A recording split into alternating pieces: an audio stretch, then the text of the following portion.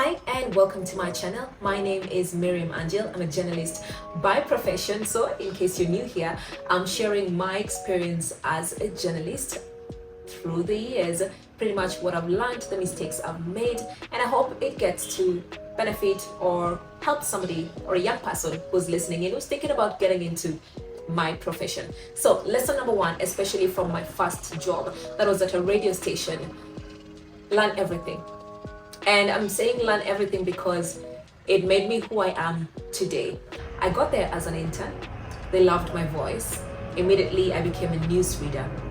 But across, all through, I kept on learning. I remember this one time this lady joined and she used to be so good, very high. She sounded so good, right? She sounded so good. So I felt like, oh, this is competition.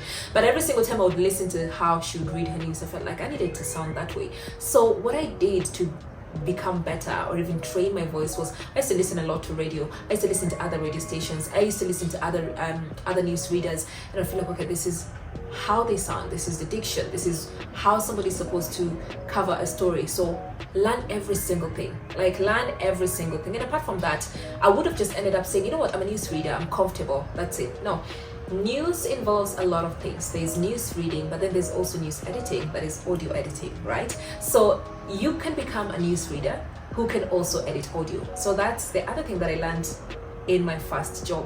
I learned how to use Adobe Audition. That meant I could read and edit my audio and package it for on air.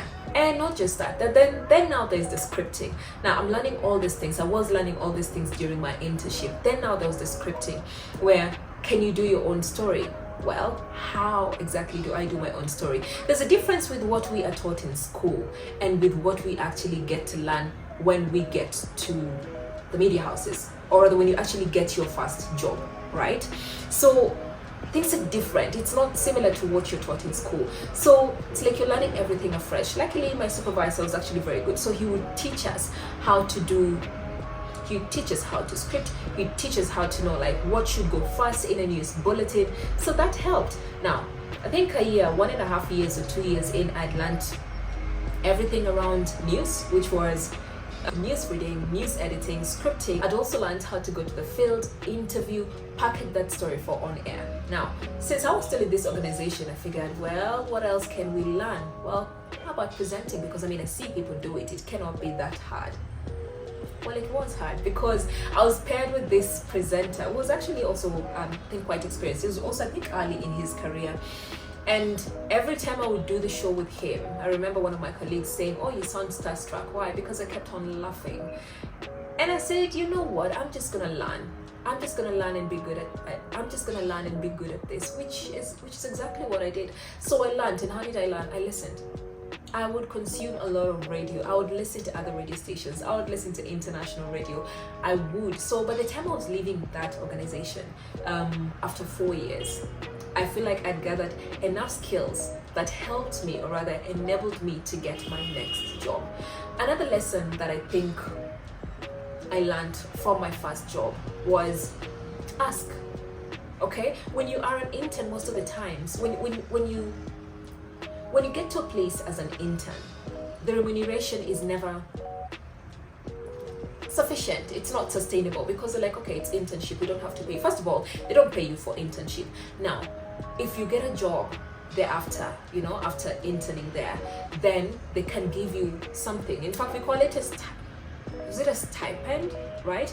Again, not sustainable, but it's like, okay, fine, we are absorbing you as an organization. The best way to do it is to actually give somebody better remuneration, right? But then again, you'll be paid something that makes you feel like, I'm just from campus and I need this to learn. But after a couple of years, you get to realize your skills are actually quite good. You get to realize that your skills are quite good and that you're getting better. So I've learned to ask. Whatever salary I came in with is not what I left with, because I just went back and said, hey, I've been here for close to, I think when I was around there for close to 3 years. I've been here for close to 3 years. This was the starting salary. I think I've learned I've learned 1, 2, 3.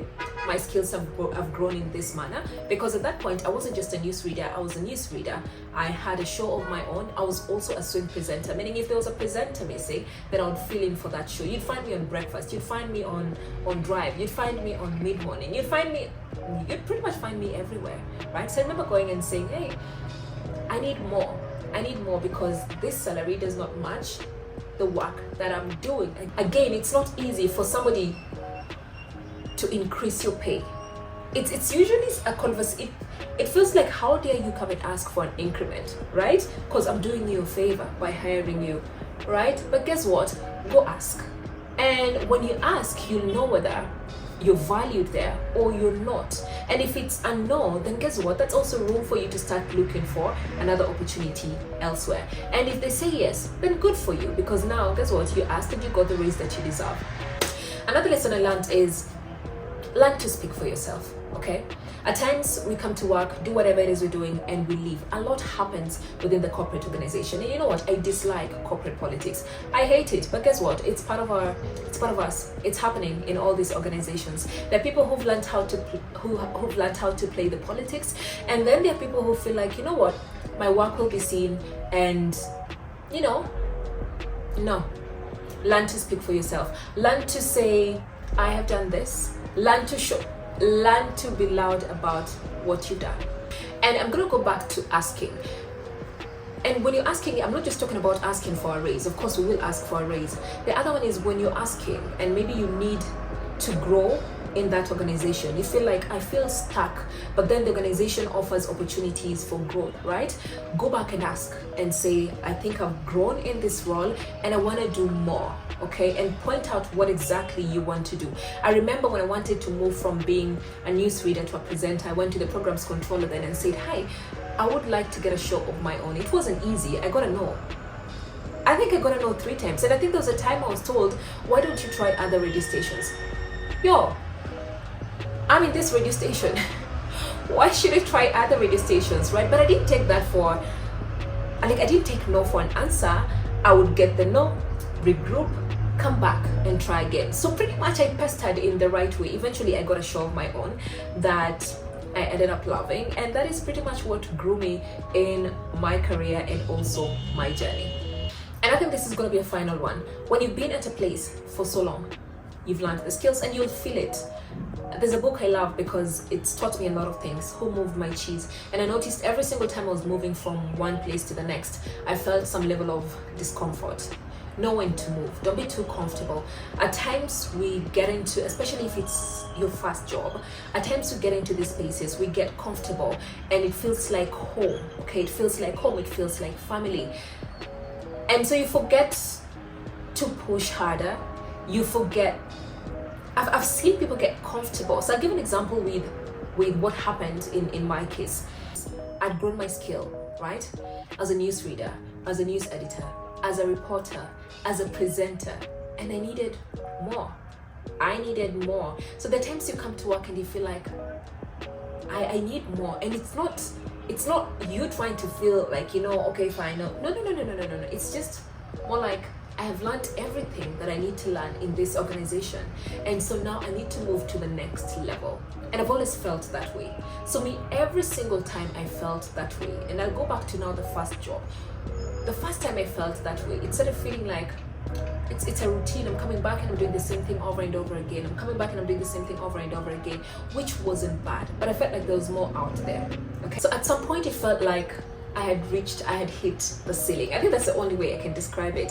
It felt like I had hit the ceiling and there was more out there that I needed to figure out. I didn't know how, but I felt like I needed to move. Remember, I had been at this job for 4 years, left campus, been here for 4 years, learned everything I needed to learn. And for me, it felt like it was time to move. And I think that move was the best thing that ever happened to me, because then I got out of my comfort zone. I got out of a city that I was so comfortable in and went to a city that I got out of Kisumu and went to a city that is Nairobi that I knew very little about. I knew nothing about, and all I ever had was, this city is so competitive. And not just that, our career is very, very competitive. So I left and moved to the city, and I was like, we're gonna figure this out. I think 10 years later, I have moved so many times. No, not so many times. I have moved around 5 times is it 5 times? Okay, so there's family media, there's energy radio, there's Spice FM, there's Swahili poetries. So pretty much I've moved around 4 times, and for me these movements have always symbolized either a level of discomfort, and it's always been accumulated by growth. So what I learned, one of the lessons that I learned in my first job is know when to move. And you will be scared. It doesn't come easy. You're going to be scared because guess what? You're so comfortable where you are, and you do not know about what's on the other side. But that's the beauty of it, right? Go find out. Go get banned. You learn. So just know when to move, right? And of course, I'm going to recommend the book Who Moved My Cheese, because every single time I've moved, I've gone back to that book, and it's pretty much told me, hey yo, this feeling, these emotions, it's time for you to move. So those are some of the lessons that I learned in my first job.